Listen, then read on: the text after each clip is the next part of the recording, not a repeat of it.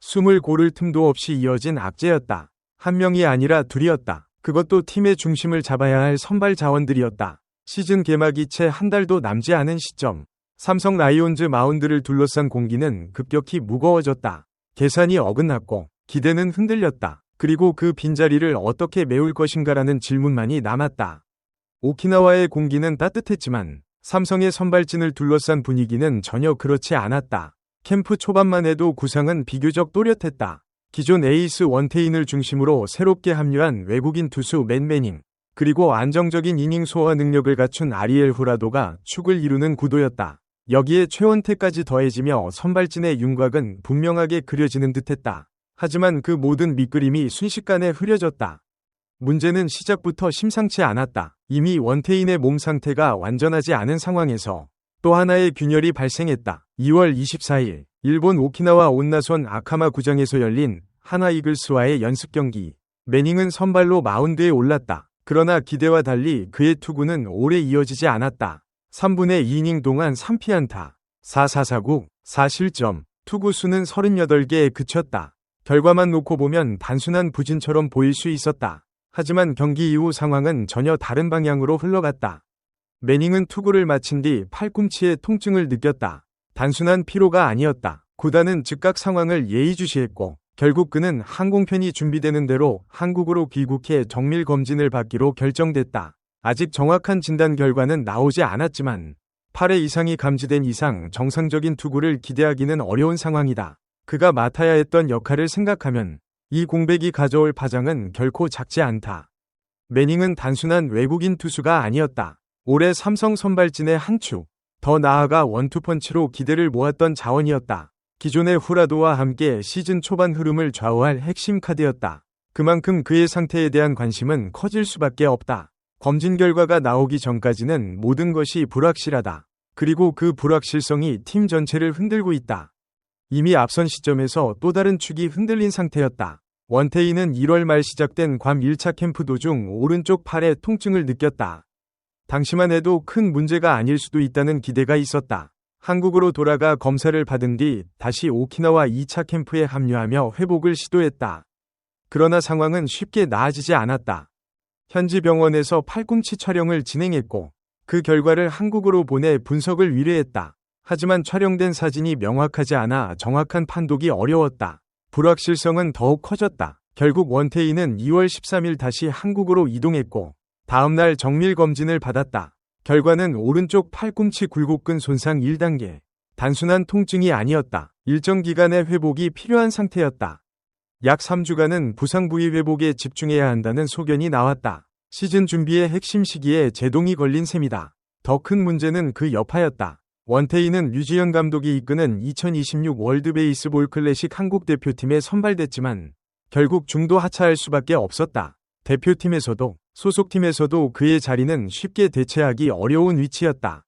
그는 다시 오키나와로 돌아왔다. 재활과 몸 만들기에 집중하며 복귀를 준비했다. 하지만 상황은 또 한 번 예상과 다른 방향으로 흘렀다. 2월 21일, 원태인은 다시 비행기에 몸을 실었다. 목적지는 일본 요코하마. 야구계에서 잘 알려진 이지마 치료원에서 보다 전문적인 치료를 받기 위해서였다. 일주일 동안 집중 치료를 받을 계획이었다.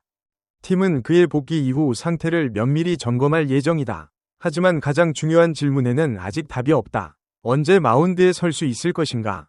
현재로서는 누구도 확답할 수 없는 문제다. 그 불확실성은 그대로 팀의 고민으로 이어지고 있다. 여기에 또 하나의 변수까지 겹쳤다. 아직 확정되지 않은 5선발 자리다. 애초에 삼성은 선발진 구성에서 균형을 고려했다. 후라도, 매닝, 원태인, 최원태까지 모두 우완 투수였기 때문에 5선발은 좌완으로 채우는 방향을 검토했다. 상대 타선과의 상성, 로테이션의 다양성을 고려한 선택이었다. 후보군도 존재했다. 좌완 이승현은 선발 경험을 갖춘 자원으로 이름이 거론됐고 우완 양창섭과 신인 장찬희 역시 경쟁에 뛰어들었다. 각자의 장점을 앞세워 가능성을 증명하려는 과정이었다. 하지만 지금의 상황은 단순한 경쟁 이상의 의미를 갖는다. 누군가는 공백을 메워야 하고 누군가는 예상보다 더 큰 역할을 맡아야 한다. 여기에 또 다른 공백이 더해진다. 코라도 역시 현재 팀과 함께하지 않고 있다. 그는 파나마 대표팀 소속으로 3월 초 열리는 월드 베이스볼 클래식에 참가한다. 삼성에서 네 번째 시즌을 맞이하는 그는 이번 대회 출전에 강한 의지를 보였고 구단 역시 이를 허락했다. 그 결과 그는 대표팀에 합류해 대회를 준비 중이다. 파나마는 캐나다, 콜롬비아, 쿠바, 푸에르토리코와 함께 1라운드 A조에 속해 있다. 경기는 푸에르토리코 산호안에서 열린다. 코라도는 대회 일정이 끝나는 대로 팀에 복귀할 예정이다. 하지만 그가 언제 돌아올지는 대회 결과에 따라 달라질 수 있다. 그 역시 시즌 준비에 온전히 집중할 수 없는 상황이다. 코라도의 경우 또 다른 부담이 있다. 최근 몇 년간 그가 소화한 이닝은 상당하다. 2023년 183과 3분의 2이닝, 2024년 190과 3분의 1이닝, 그리고 지난해 삼성에서 197과 3분의 1이닝. 꾸준히 많은 이닝을 책임져 왔다. 여기에 포스트 시즌까지 포함하면 투구수는 더욱 늘어난다. 그런 상황에서 WBC까지 소화해야 한다는 점은 결코 가볍지 않다. 결국 시즌 초반 그의 컨디션과 몸 상태 관리가 중요한 변수로 떠오른다. 단순히 돌아온다는 것만으로는 충분하지 않다. 얼마나 빠르게 자신의 페이스를 회복할 수 있는지가 관건이다. 이는 곧 삼성 선발진 전체의 안정성과 직결되는 문제다. 이 모든 요소가 겹치면서 삼성의 선발 로테이션은 현재 형태를 가늠하기 어려운 상태에 놓였다. 원태인의 복귀 시점은 불투명하고 매닝은 검진 결과를 기다려야 한다. 코라도는 대표팀 일정으로 자리를 비운 상태다. 5선발은 아직 확정되지 않았다. 남은 시간은 많지 않다. 3월 28일 정규 시즌 개막일은 이미 정해져 있다. 시간은 흐르고 있고 준비는 계속되어야 한다. 하지만 지금의 상황은 계획대로 흘러가지 않는다. 오히려 변수들이 연속적으로 발생하며 계획을 흔들고 있다. 그리고 그 중심에는 선발진이라는 가장 중요한 축이 있다. 이럴 때일수록 선택은 단순해지기도 한다. 남아있는 자원들로 최선의 조합을 만들어야 한다. 동시에 각 선수의 역할은 더 무거워질 수밖에 없다. 기존에 예정됐던 역할을 넘어서는 책임이 주어질 가능성도 있다. 시즌 초반 흐름을 어떻게 버텨내느냐가 중요해졌다. 캠프에서의 하루하루는 여전히 이어지고 있다. 훈련은 멈추지 않는다. 그러나 그 안에 담긴 의미는 달라졌다. 단순한 준비가 아니라 예상치 못한 공백을 메우기 위한 과정으로 변했다. 선수들 역시 그 변화를 느끼고 있다. 경쟁은 더 치열해졌고 기회는 동시에 더 커졌다. 삼성에게 이번 시즌은 분명 중요한 도전이다. 목표는 분명하다. 그러나 그 목표에 도달하기 위해서는 지금의 위기를 넘어서야 한다. 선발진의 안정은 그 출발점이다. 지금의 불확실성이 언제, 어떻게 해소될지는 알 수 없다. 다만 분명한 것은 이 상황을 외면할 수 없다는 사실이다. 마운드는 팀의 뼈대다. 그 뼈대가 흔들릴 때 팀 전체가 영향을 받는다. 지금의 삼성은 그 시험대 위에 서 있다. 그리고 그 답을 찾아야 하는 시간은 이미 시작됐다. 누구도 대신해 줄 수 없는 문제다. 결국 내부에서 해답을 찾아야 한다.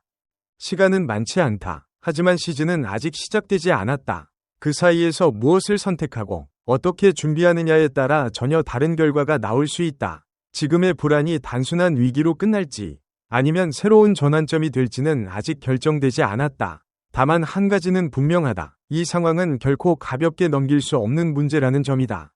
삼성의 선발진은 지금 가장 어려운 질문 앞에 서 있다. 그리고 그 질문에 대한 답은 오직 마운드 위에서 증명될 것이다. 소중한 시간을 내어 저희 채널의 영상을 시청해주셔서 정말 감사드립니다. 여러분의 응원과 관심은 저희가 더욱 질 높고 의미 있는 콘텐츠를 계속해서 만들 수 있도록 하는 큰 원동력이 됩니다. 즐겁고 보람찬 순간이 되셨기를 바랍니다. 다음 흥미로운 동영상을 놓치지 않으려면 좋아요, 공유 및 구독 버튼을 누르는 것을 잊지 마세요. 앞으로의 영상에서 다시 뵙기를 기대하겠습니다. 다시 한번 함께 해주셔서 진심으로 감사드립니다.